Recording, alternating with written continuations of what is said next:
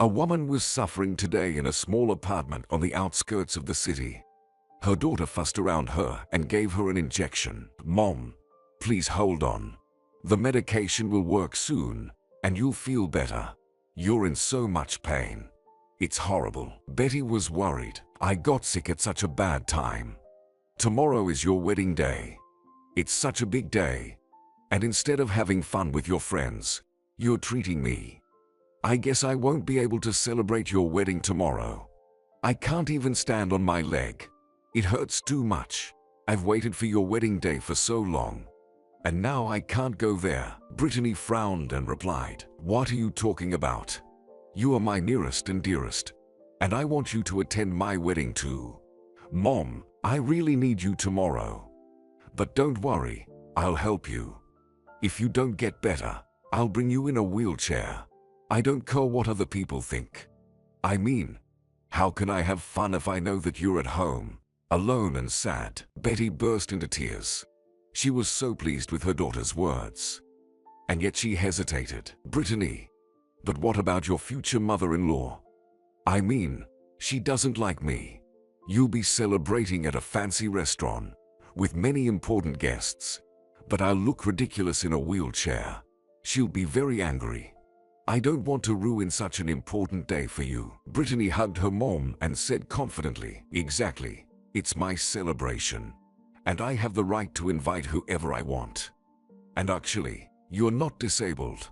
The inflammation will go away in a couple of weeks, and you'll be able to work again. And about Catherine, she's always dissatisfied with everything. I don't even pay attention to it anymore. She is reproaching me for not making enough money or dressing inappropriately. But I don't care. I am going to live not with her, but with Alex. He loves me. Anyway, don't worry. You'll be the best even in a wheelchair. You're so beautiful. You have the best dress. And tomorrow morning, a makeup artist will come to us. She will help you do your makeup and hair. I love you, Mom, and I won't let anyone hurt you." Soon, the pain subsided. Brittany left with her fiancé to prepare for the wedding, and Betty was sitting by the window in her wheelchair, looking at the dreary autumn outside. She realized how angry her daughter's mother-in-law would be tomorrow, but she didn't want to upset Brittany, so she decided that she would definitely go to the wedding. Betty didn't like to talk about her injury and never told anyone how it happened. The woman had to endure a long period of treatment and underwent many surgeries, but she was never fully cured. Before the tragedy, Betty was very active and athletic. She worked as a physical education teacher, but one day everything changed. She had to transfer to a librarian position as she could no longer be involved in sports. The salary at the new position was miserable. She was always short of money, so it was a hard time for her and her daughter. Brittany was always calm and obedient. She never caused any problems and tried to help her mother as best she could. She also graduated from a pedagogical university and worked as a literature teacher. In the last year of university, she met Alex. His father was a patron, and the guy helped him. They often came to the university together. He noticed Brittany and began to court her. The girl fell in love right away. She invited her fiancé home and introduced to her mom. Betty liked him very much. Even though the guy was from a rich family, he was very nice and kind. Soon Brittany moved in with Alex, who already had his own apartment downtown. Betty was delighted to see her daughter so happy. Everything would be perfect if it weren't for Alex's mother. She immediately hated Brittany. She believed that Brittany was not a match for her son. The woman constantly insulted Brittany and tried to show her superiority. At first it really hurt Brittany. She cried a lot, and the worst part was that Alex didn't even try to protect his fiancée. However, Brittany decided not to give up, because she truly loved Alex and wanted to create a family with him. Therefore, she tolerated the abuse from her future mother-in-law. The girl hoped that after the wedding everything would change. Catherine would accept the choice of her son and leave Brittany alone, but Betty had doubts about it. One day Alex's parents asked Brittany to introduce them to her mom and said they would come to visit her. Betty spent the whole day in the kitchen, making a delicious dinner. Brittany and Alex came, but his parents didn't show up. Betty was so upset. She even cried and kept asking the guy, "Alex, I don't understand. Why didn't they come? Please call them. Ask them what happened. You and Brittany are getting married soon, but I don't even know your parents." Alex was also nervous. He felt embarrassed. He dialed his mother. It's unknown what she told him, but the guy immediately tried to make a joke and change the topic of conversation. "Betty, I'm so sorry. My parents can't come. They have some urgent things to do. Brittany and I have to leave too. But don't worry. I'll introduce you to my parents some other time." Brittany was indignant and expressed it to her fiancé. "Your mom doesn't change. Why is she acting like this? Don't you realize how hard my mom tried?" Alex tried to calm her down. "Honey, don't get angry. I don't understand anything myself, but it doesn't change anything. Anyway, let's just go home. I have to get up early for work tomorrow." When Brittany and Alex left, Betty burst into tears. She realized that Catherine had done that on purpose. Alex's mother had humiliated her on purpose. Betty was also shocked by her future son-in-law's reaction. He behaved no better than his mother. Betty had lived a long life and was very concerned about her daughter's fate. However, Brittany was madly in love and believed only in good things. So all the woman could do was pray for her daughter's fate. Finally, the wedding day came. As luck would have it, Betty's pain intensified even more. She didn't want to upset her daughter, so she only called and said she would come straight to the restaurant. The woman was very nervous, so Maria, the makeup artist, tried to calm her down. She really made a miracle. Beautiful makeup, nice curls. Betty didn't recognize herself in the mirror, and the dress really suited her, but the wheelchair ruined everything. The woman called a cab. The driver helped her to get in and drove her to the restaurant. The important guests had already arrived. Brittany ran out to meet Betty. The girl was so beautiful.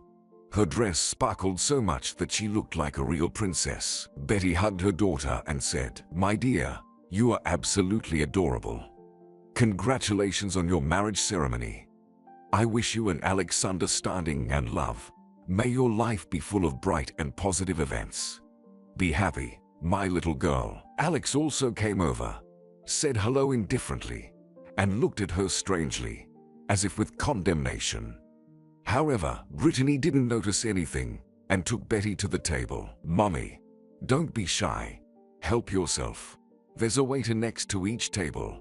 You can ask for anything you want. You're the most beautiful woman I've ever seen. Remember that.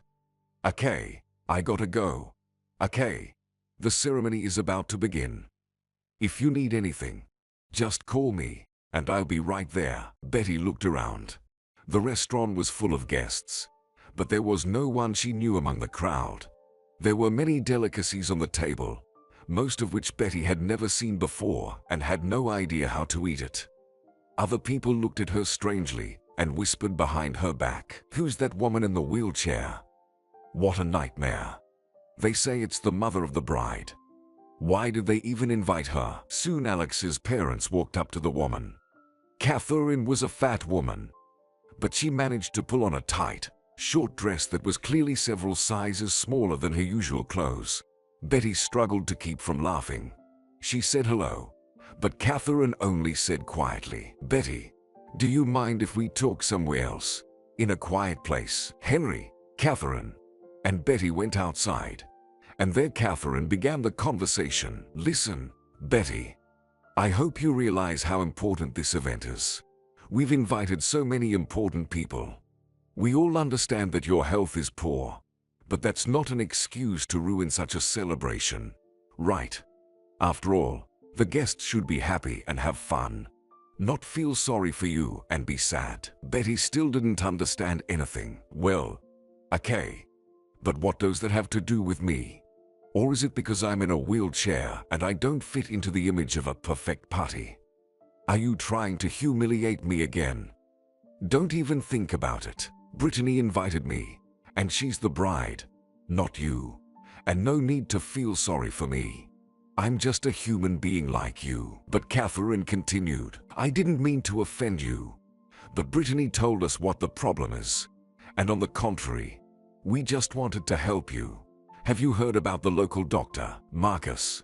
People say he can work miracles. Our driver will take you there right away. Don't worry, you'll be back here before the ceremony begins. We've already arranged everything. Marcus is waiting for you.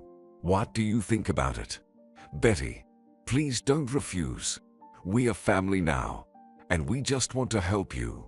Such an opportunity comes only once in a lifetime. Betty was pleased by such care, but it all seemed very suspicious to her.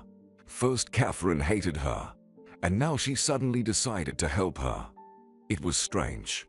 The woman hesitated and replied, I don't know. This is so unexpected. And I don't think Marcus will be able to help me. At least let me tell Brittany where I'm going. She'll be worried. Catherine smiled broadly. Well, why would we distract her? Don't worry. Like I said, you'll be back before the ceremony begins. Dr. Marcus is already waiting for you there. He promised that you won't need a wheelchair anymore. Betty didn't even understand why she agreed.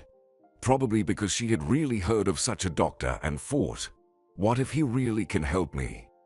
If I go back to the restaurant without a wheelchair, Brittany will be happy. The driver was silent all the way and only looked at the woman strangely. Betty looked out of the window.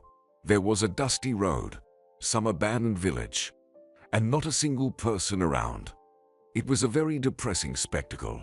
Finally, the car braked sharply, and the driver dropped the woman off near some shabby house and said, All right, here we are. Catherine told me to leave you here, but don't worry, I'll be back soon. The woman didn't even have time to say anything. The driver had already left. The house looked as if no one had lived there for a long time. The yard was overgrown with weeds. The windows were dusty and dirty. She started knocking and shouting, but there was only silence in response. Soon it started to rain. Betty began to panic. She realized that Catherine had tricked her. They had deliberately taken her here like some garbage to the dump. It was just a plan to get rid of Betty. In a panic, Betty grabbed her cell phone, hoping to reach Brittany. But there was no signal at all. The woman cried quietly and didn't understand what to do now. How would she even get out of here if she couldn't walk? She tried to get up from her wheelchair, struggling through the pain, and pushed the door open. Luckily, it was unlocked. Betty struggled to get inside, deciding to spend the night there. The woman looked around. No, someone lived here. The old couch was covered with a blanket, and there was a plate of potatoes on the table. Poor Betty greedily ate some, as her stomach was already cramping from hunger. She drank the rest of some liquid from a cup and spent the night crying loudly. In the morning, a young man in rubber boots entered the house. He was carrying a bucket of fish, and when he saw a stranger in a wheelchair in his house, he almost dropped a bucket. My God, how did you get here? No one lives in this village. It has long been abandoned. Who are you? How did you even get here? The woman spoke fearfully. Hello. My name is Betty. I'm sorry for barging in without permission, but I was so scared to spend the night outside. And the woman told him everything. She could not hold back her emotions and cried. And at the end, she added, I'll leave soon. I will not disturb you. I just need to call my daughter. But there is absolutely no signal here. Michael replied, Well, a doctor really did live here, but he died a year ago. This house is not mine, but I live here. All the houses here are abandoned. So stay as long as you like. I'll cook some fish now, and we'll have lunch. This house is not really comfortable, but I can heat some water and help you to take a bath. Cell phone service really doesn't work here. It works only in one place, on the hill, but it's too far. You can't go there alone. We'll go there together tomorrow. Betty cried and thanked the helpful guy. Thank you, Michael. Thank you for your kind heart. Such people are rare nowadays. Michael was glad to have a guest. At least now he had someone to talk to, for it was hard to live all alone. He brought water, helped Betty to wash, and then they had a delicious dinner. The guy saw that after a sleepless night, the woman was exhausted. He carried her to the couch and covered her with a blanket. "You need to get some sleep, and I will take care of the rest of the fish. I'll go to the market tomorrow morning to sell it." Surprisingly, Betty fell asleep instantly, feeling safe. She slept almost until evening. When she woke up, at first, she didn't even realize where she was. There was wood crackling in the stove. The house was warm, and Michael was cooking something. When he saw that his guest was awake, he smiled friendly at her. "How are you? Did you sleep well? It's time to have dinner. I'll help you now." Betty moved to the wheelchair and suddenly felt the pain go away. She rejoiced. "I feel a little better. In a couple of days, I'll be able to work." "Michael, will we go to the hill tomorrow? Please. My daughter is probably going crazy. At least I have to tell her where I am." "Michael, tell me, how did you end up here? Why did you choose to live in an abandoned village? Don't you have a family?" The boy sighed and began his story. "I am an orphan. I grew up in an orphanage. At first, it wasn't bad there. They fed us well. We had good clothes, and they even gave us chocolates and toys for the holidays. But when I turned 13, everything changed. The orphanage director died, and a greedy and cruel man, who didn't care about children at all, took his position. He started punishing us for disobedience severely. Moreover, he started stealing money. There wasn't even enough food for us. All in all, our orphanage turned into a real prison. I barely made it to the age of 16. I tried alcohol and cigarettes and was often beaten. There was no other way to live there. Otherwise, you were a stranger. Nobody would treat you as a normal person. When I turned 16, I ran away. I didn't think about anything at the time. I didn't care where to go. I just wanted to run as far as possible from that terrible place. I tried to organize my life in the city, but I failed. It turned out I wasn't ready for cruel adult life. They didn't teach us that. In the orphanage, I only did what the caretakers said. They decided everything for us. But when I faced the harsh reality alone, I didn't know how to survive. And I didn't even have an ID. So I moved away from the city to this village. I learned to fish and started selling it at the market. I used the money to buy food and clothes. That's how I survive. Of course, it's not easy to live alone. So I'm even glad you're here now. At least I have someone to talk to." Betty tried to comfort the boy. "You are a very strong person. Life hasn't broken you. I mean, a lot of people who grew up in an orphanage go to jail simply because they don't know how to live. But you work hard. You do your best. I've never met anyone like you before." The next day, Michael returned from the market and took Betty up the hill as promised. The woman succeeded in reaching her daughter. Brittany shouted into the receiver, "Oh my God. Mummy, where are you?" I was about to file a police report. Betty began to tell her everything. Brittany was horrified. "Idiots. Stupid idiots. I hate them. I will never forgive them for doing this to you. Tell me where you are. I'll go there right now." Betty rejoiced and began to wait for Brittany. Her daughter arrived in a cab in the evening, holding a large bag. They hugged and cried for a long time. Brittany apologized to Betty. "Mommy, I'm so sorry. It was my fault. At first, I didn't even realize you were not there. There were so many people at the restaurant. When the ceremony was over, I walked over to your table, but you weren't there. I didn't understand anything.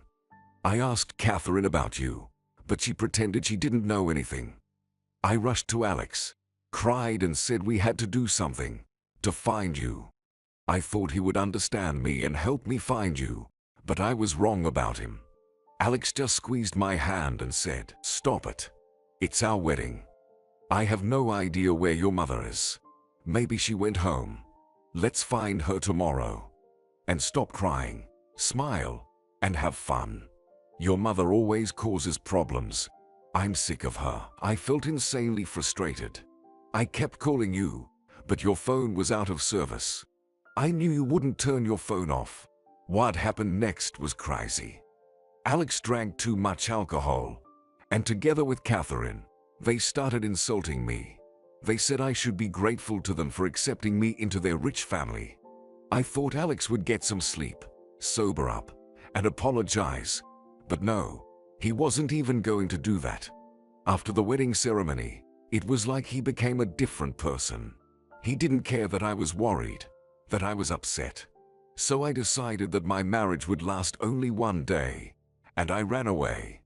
I took our belongings and papers and left. I know they'll be looking for me in our apartment, so it's better for us to stay here for a while. Mom, you were right. When you told me there was something wrong with this family, I didn't believe you, but you were right. I'm sorry for not listening to you. Nothing's going to work out between me and Alex. But I realized that too late. Michael sheltered Brittany, and the three of them began to live together.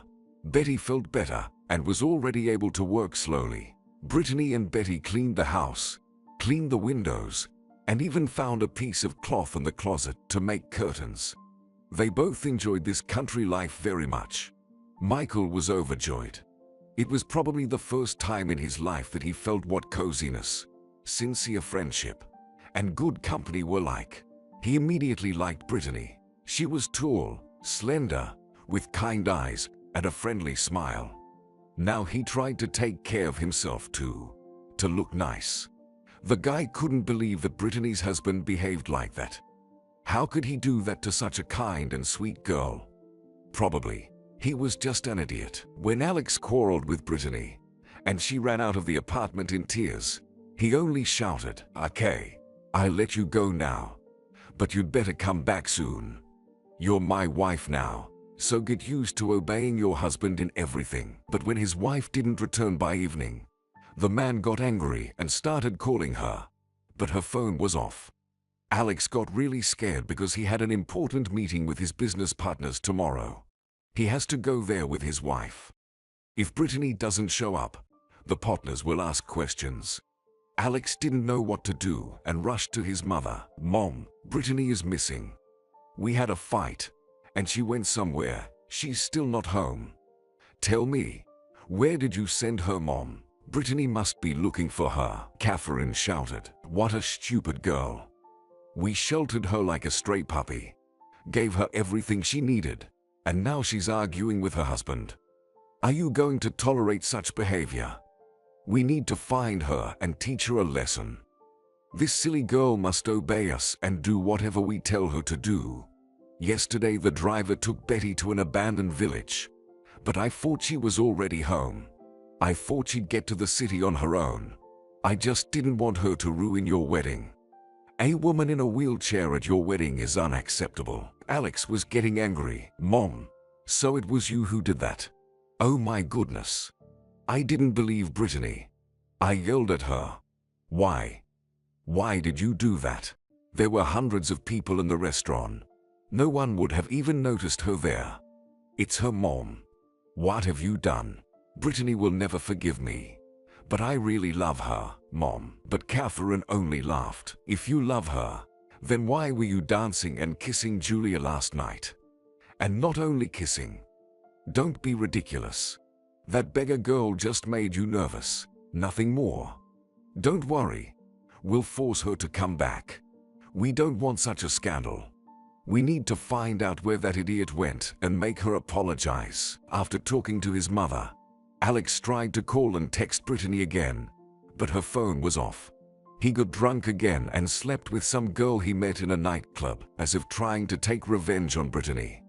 However, it only made him feel worse. He felt disgusting. Then Alex decided to go to the abandoned village. Maybe he can convince her to come home. Now no one was waiting for him in an empty apartment, and no one was shouting from the kitchen, "Alex, my love, are you home? I missed you so much. Today such a funny incident happened." And she would tell a new story, feed him dinner, and kiss him tenderly. Damn it, Alex missed her so much. He desperately wanted Brittany back, but Brittany was very offended. Moreover, she was shocked by her husband's indifference and cruelty, and she decided that she would divorce him anyway. She didn't want to live her whole life with such a heartless man who didn't care about her and her mother. That day she was picking cherries in the garden, and Michael was sorting the fish he had caught that morning when Alex burst into their yard. He saw his spouse, and at first, he was very happy. "Brittany, my love, I'm so glad I found you. I was worried. Why did you do that? It's actually our honeymoon now, and my mom is also worried about you. Okay, pack your bags. We're going home. Don't worry, I'm not mad at you anymore." The girl was shocked at such insolence. "Well, hi, Alex. I can't say I'm glad to see you. By the way, say hello to Michael. He sheltered my mom when Catherine tricked her and told the driver to leave her here. And you did nothing to help me find her. You know, I actually saw how much you love me. You kissed other girls at our wedding. So, go to hell, Alex. We're getting a divorce, and I'm not coming back to you. Okay, Mommy. Look who's here. It's my beloved husband." Betty stepped out onto the porch and asked loudly, "Hi, Alex. What are you doing here? Did you come to make sure I died here? You can upset your mother because I'm alive and well. So why did you come here? Brittany told you she's not coming back. So go back to the city and don't bother us anymore. I'll give you some advice, Alex. To start a family, you have to learn to think and make decisions on your own, not live by other people's instructions. Unfortunately, you are no better than your mother." The man got angry and started yelling, "Don't you dare talk to me like that. Listen to me, Brittany. You will come back to me anyway, and I will not let you divorce me. I will teach you to obey your husband. So I'm not saying goodbye. Remember, Brittany, you are my wife now, and that's the way it will always be." After Alex left, Brittany cried loudly, "Mom, why didn't I see the obvious things? Why has Alex become like this? Is he really going to force me back? I'm scared. I was so stupid. What should I do now?" Betty sat down beside her, put her arms around her daughter, and soothed her. "Don't cry, honey. All people make mistakes. You were in love, and love makes us blind. You only saw the good in Alex. It happens. And he tried to show you only the best side of himself. Years ago, I made a big mistake too. I loved your father madly, but he ran away like a coward as soon as he found out I was pregnant. Honestly, I don't know what to do now. Sooner or later, we'll have to go back to the city, but we'll fight. Maybe they will calm down soon and leave us alone." Michael decided to voice his opinion. "It's better for you to stay here for now. Your husband is very angry, Brittany. He can do something really bad. While you are here, I can protect you." Brittany looked at the guy with gratitude. "Thank you for your kind heart, Michael. I'll never forget what you did for us." And then she suddenly asked Betty, "Mommy, we're having such a frank conversation right now. Why don't you tell me how you got that injury? It's been a mystery to me since I was a child." Betty sighed and began her story. "Sweetheart, I don't like to think about that terrible tragedy. It happened many years ago. I was coming home from work, and you were in daycare at the time. That evening I happened to witness a car accident. The car hit a tree and burst into flames. There was a young woman with a baby in the car. A crowd of people instantly gathered at the scene of the accident, but no one dared to approach the burning car. I could not look at this tragedy any longer and rushed to help this woman and the baby. I don't remember what happened next. I couldn't open the door of the car, so I had to break it with a rock. I got the baby out first and then went back for the woman. People were screaming, 'Are you out of your mind? Come back here. The gas tank is going to explode. You are going to die.' But it was like I didn't hear anything. I pulled the woman out, but we didn't have time to move away from the car. It exploded. I was thrown by the blast wave and hit my back on the iron barrier. Because of the stress, I didn't even realize what happened to me. Unfortunately, the woman died right there, but her baby survived and was taken away by an ambulance. Soon, I found out that I had a spinal injury. I was treated for a long time, but I remained lame for the rest of my life. I often had nightmares about that accident, about that woman and her baby. That's why I didn't tell anyone about it.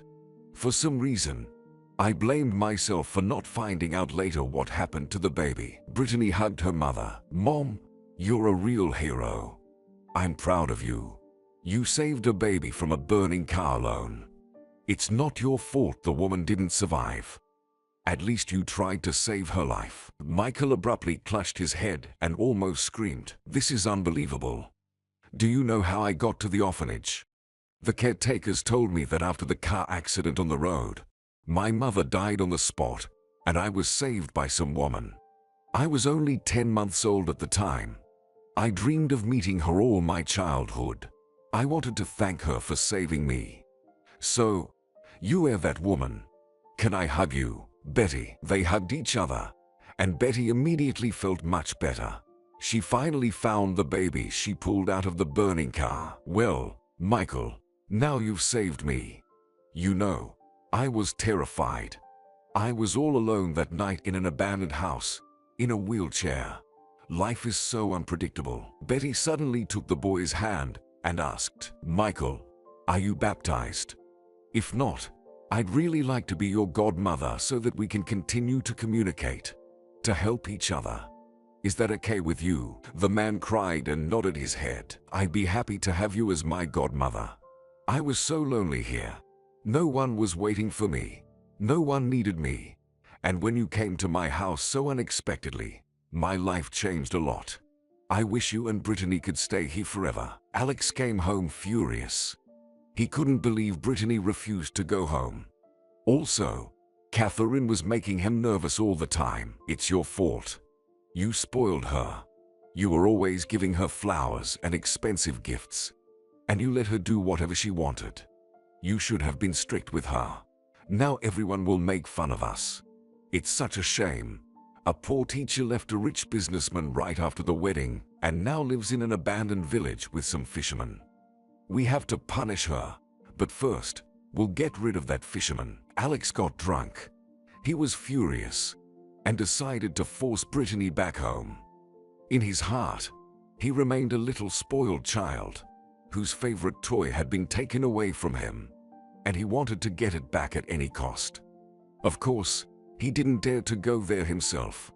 Instead, he sent 2 of his guards to the village and told them to punish the fisherman and bring his wife home at any cost. That day nothing foretold trouble.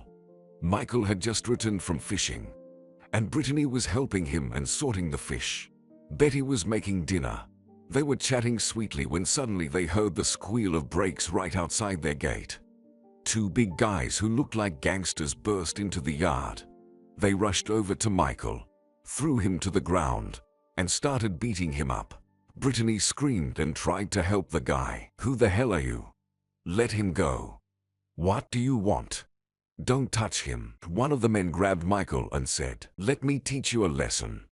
You can't steal other men's wives. Brittany, get in the car. We will take you home. If you refuse, we will kill this fisherman right now." Brittany shouted loudly, "Are you crazy? Let Michael go. He's just my friend." The man grinned. "Okay. This fisherman's death will be your fault." They continued to beat Michael, but Betty didn't hesitate and grabbed a shovel. "Get away from him. I'd rather go to jail than let anyone hurt my daughter and Michael." The bastards looked at Betty for just a second, but it was enough time for Michael to get to his feet and hit one of the guys. Suddenly 3 men ran into the yard. They quickly tied the hands of the bastards, and one of them commanded, "Put them in the car. We'll take them to the police. Actually, we're looking for Michael. We need to talk to him." The guy replied, "I am Michael. And who are you?" "I have too many guests today." One of the men replied, "Your father, Jack, sent us. He's been looking for you for a long time, and now he's finally found you. Would you like to see your father?" If so, get in the car right now. He is waiting for you." Michael was shocked. "Wait, so I have a father, but I didn't know anything about him all these years. Of course, I want to see him, but I won't leave Brittany and Betty alone. So please ask my father to come here if he really wants to see me." One of the men suddenly said, "Your father said to bring only you and to keep you safe. There is no signal here, so we can't call him. But you are right. It is dangerous for all of you to stay here. All right, everybody, get in the car and let's go." Brittany rejoiced. She was scared to stay here alone with her mom after what had happened, and she said, "Okay, let's go. I know who attacked us and why. I want to file a police report." Brittany and Betty filed a report that Alex had sent the thugs to take revenge. The thugs were facing jail sentences. Now, even Alex will have to pay for everything he's done. After filing a police report, they went to Michael's father. His huge house amazed everyone with its greatness. An elderly, tall man showed up on the doorstep. Everyone was shocked because Michael was almost an exact copy of him. The man immediately rushed to hug the guy. "Michael, my dear son, you are so grown up. I remember you as a baby. So many years have passed. I didn't even expect to find you, but fate has given me the best gift of my life." Michael only asked quietly, "Daddy, tell me, why didn't you look for me before? I don't understand. You have no idea how much I suffered at the orphanage. You didn't need me before, and now you suddenly decided to find me. I'm sorry, but it's hard for me to accept and understand this." The man was speechless. He blinked often, realizing that his son was right.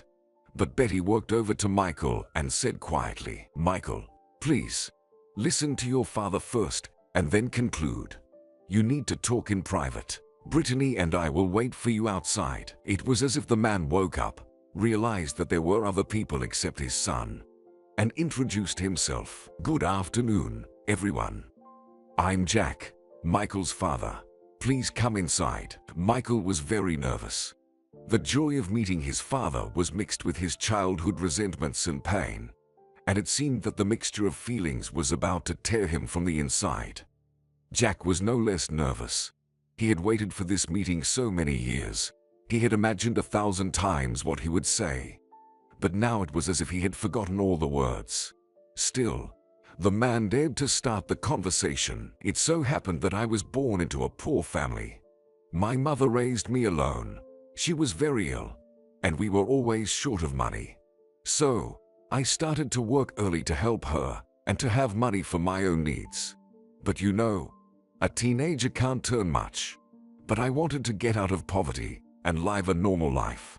After a while, I managed to open my own store. That's when I met Sarah.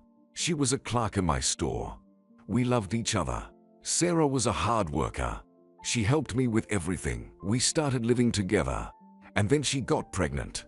She dreamed of a wedding, of a white dress, but I was a fool. I kept making excuses. I had no time. I had a lot of work. I thought we could get married anytime and there was no need to rush it because our whole life was ahead of us. But I was wrong. That day, Sarah took you for a scheduled checkup, but she never came back. She got into a car accident. Why? I still don't understand. I think my business rivals planned it. That day, I got a letter saying that my wife and baby died. I didn't believe it. I started calling Sarah, but her phone was off. And then I got a call from the police. They told me the terrible news. They told me that my wife had died on the spot, and my son had survived but had been taken to an orphanage. I went to the morgue to identify the body. It was so scary to see some dead woman under a white sheet, but to realize it was my Sarah. I got depressed and started drinking. I hated myself for never marrying Sarah, for not telling her I loved her before she died, for not keeping her safe, for being so careless. As soon as I came to my senses, I drove to the orphanage to pick you up. I would never have left you there, but on the way, I was attacked by 2 men and beaten so badly that I fell into a coma for a year. When I woke up, I was completely incapacitated. I was like a baby, unable to eat, drink or walk. Only 5 years later, I fully recovered and started looking for you, Michael. I visited all the orphanages in our city and even hired private detectives, but it did not give any results. I had given up hope and thought I would never find you.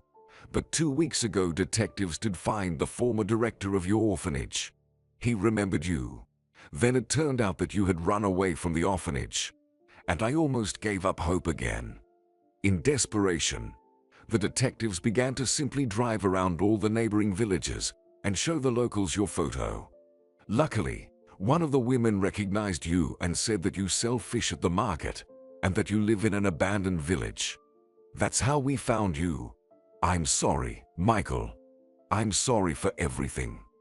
I didn't want things to turn out this way. Michael listened and was impressed by how many trials his father had gone through. But he didn't give up. He only became stronger. The guy was no longer mad at him. All the offenses disappeared. He shook his father's hand and said, "I want to say thank you, Dad. You proved by your example that we should never give up. Thank you for not giving up looking for me, for finding me. I lived alone for a very long time. I stopped believing in good things. But one day, Betty accidentally came into my house. And from that day on, my miserable life started to get better. Then her daughter, Brittany, showed up. But now I'm truly happy because I've found you, Daddy." The guy told his father everything. About Betty's problems, about her disability, that he likes Brittany, and how her ex-husband is insulting her. And most importantly, that it was Betty who saved him from a burning car years ago. Jack couldn't believe how strange destiny was. How 3 people who had been scattered in different directions for years suddenly found each other. Was it just an incredible coincidence, or not? Whatever it was, Jack was happy that everything happened that way. He immediately went to the guests and began to thank Betty sincerely. "Michael told me that you were the one who saved him. Let me hug you, Betty. Thank you for saving my son's life. I'll help you solve your problems. But first, let's have lunch.